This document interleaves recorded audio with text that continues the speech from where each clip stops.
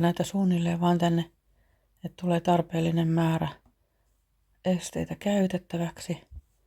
Ja sitten otetaan tuolta muuri. Ja sitten näille pitäisi saada joku kiva juttu aikaiseksi. Eli tästä lähtee nyt kakkosluokan agility-rata. Nythän tää on ihan tällainen laitettu tänne ja nyt niitä voi lähteä raahaamaan ja kääntelemään. Ja nyt pitäisi saada hyvä idea, että mitä nyt. Jees, tästä se lähtee. Tänä lauantaina mulla on 3 rataa. Siinä on isoille koirille, eli pikkumakseille ja makseille on oma rata.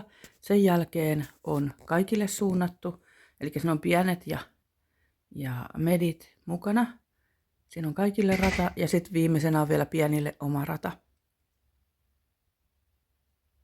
Mä luultavasti teen sillä lailla, että ensin aloitetaan isojen rata, se on sillä merkitty. Sitten rakennetaan toi pitkä iso rata ja sitten tullaan takaisin, rakennetaan vähän pienempi rata pienille. Se on eri rata mitä tuo isojen rata ja sitten rakennetaan vielä uudestaan tää kaikille sopiva tai kaikille iso rata. Eli se iso rata tarkoittaa mulla nyt, että se on aika pitkä.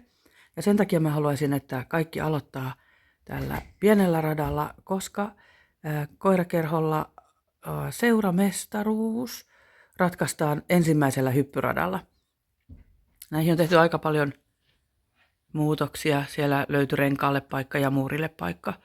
Mutta saa nähdä, miten nämä toimii sitten käytännössä. Se on aina jännä, kun on suunnitellut rataa ja tehnyt vähän muutoksia niihin, ehkä vaikeuttanut, ehkä helpottanut. Ja sitten kun se näkee rakennettuna ja koirat lähtee sitä suorittaa, niin sitten se vasta näkee, miten se toimii. Se olisi kiva, kun siitä tulisi kiva flowta, mutta siellä saisi olla pieni joku juttu tai pari, jossa joutuisi vähän miettimään. Ja sitten mä tykkäisin, että radalla saa olla semmoisia kohtia, missä kaikki ei ohjaa samalla lailla, vaan siinä olisi vaihtoehtoja ohjaukselle.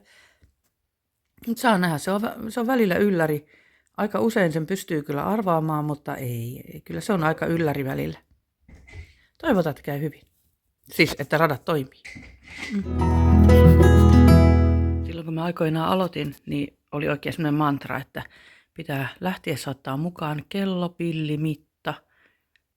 Kello, eli semmoinen sekkari, käsisekkari, pilli, se oli erotuomaripilli, mitä futiksessa käytettiin, ja sitten kellopillimitta, eli ihan vaan rullamitta, esteiden pituuden mittaamiseen sellaiseen. Nykyään on vaan radat ja kännykkä, koska siinä on laskin ja sitten elektroninen pilli.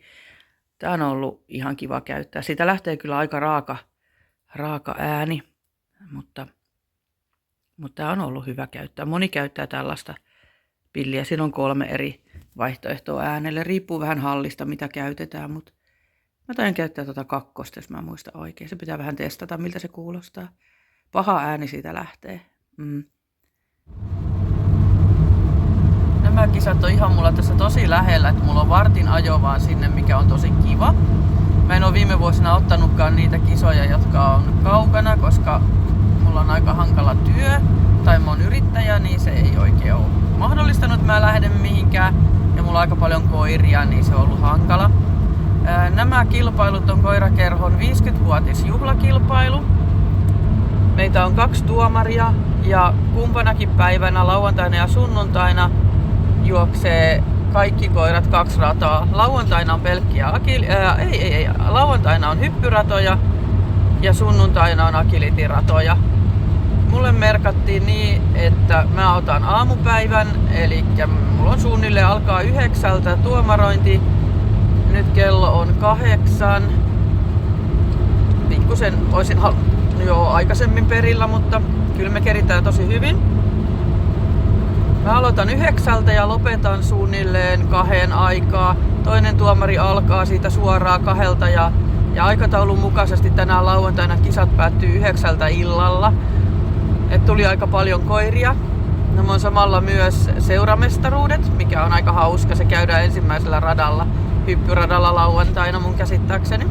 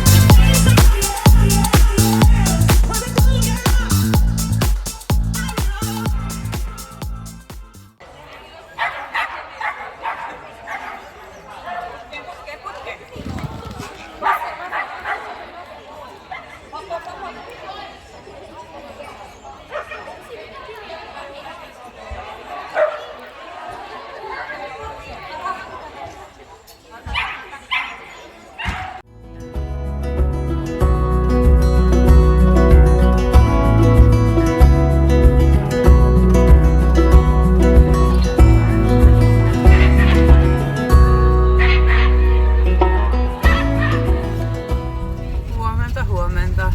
Nyt on sunnuntai, alkaa toinen päivä kilpailuja koirakerholla.